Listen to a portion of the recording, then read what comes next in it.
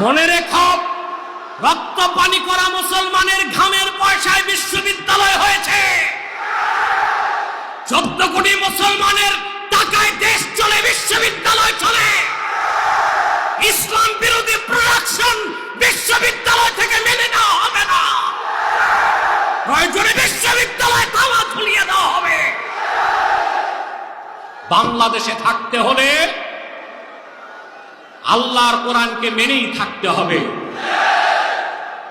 মাদ্রাসার ছাত্র তার প্রজ্ঞার গুণে ভর্তি পরীক্ষায় প্রথম হলো, দ্বিতীয় হলো, হিংসা বিদ্বেষে মাদ্রাসার ছাত্রদেরকে হামলা করা হলো কেন?